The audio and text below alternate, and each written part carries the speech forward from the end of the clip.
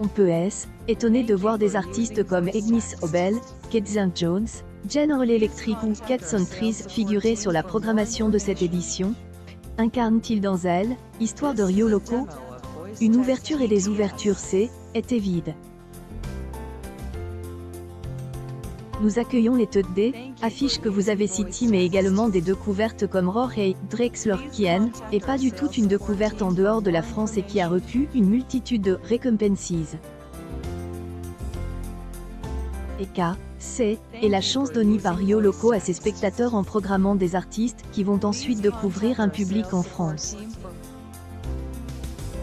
Cela permet un avant-goût, une ouverture sur des artistes que on écoute beaucoup ailleurs et pas forcément ici encore.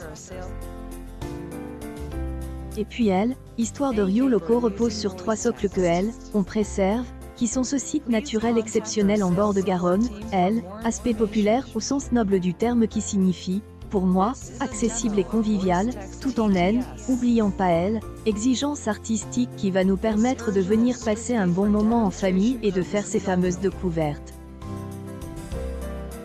Quel est votre parti pris pour créer le focus portugais qui accompagne cette édition? Notre parti pris a consisté à appeler focus et pas thématique.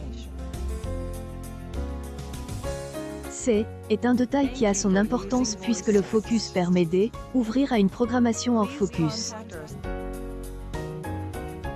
Il enferme pas, bien au contraire il ouvre encore plus de possibilités.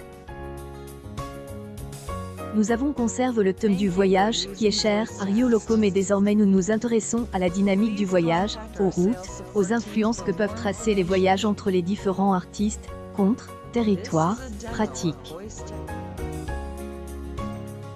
Notre choix est arrête sur le Portugal pour nous questionner sur influence créative du pays sur Europe et le reste du monde.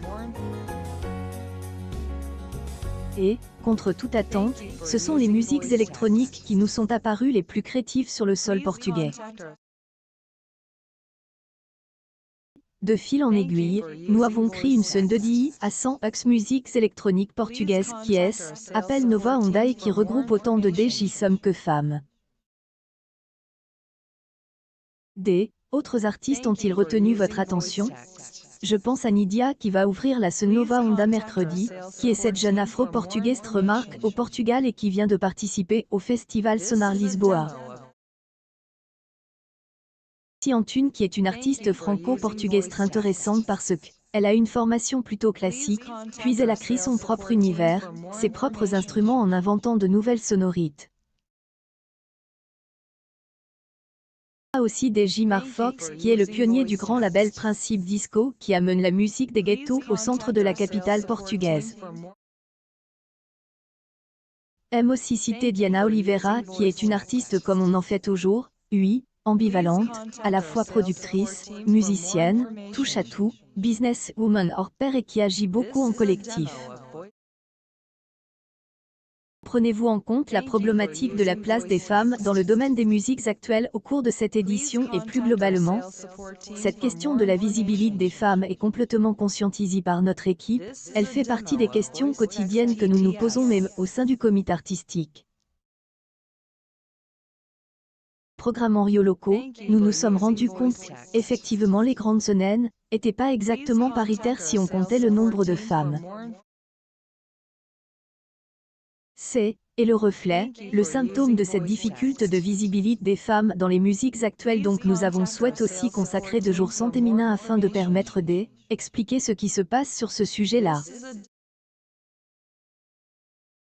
Nous allons donc donner la voix aux musiciennes du festival, faire le lien avec notre projet de la Women Metronome Academy et inviter sa marraine, Flavia Coelho, à participer à ces conférences.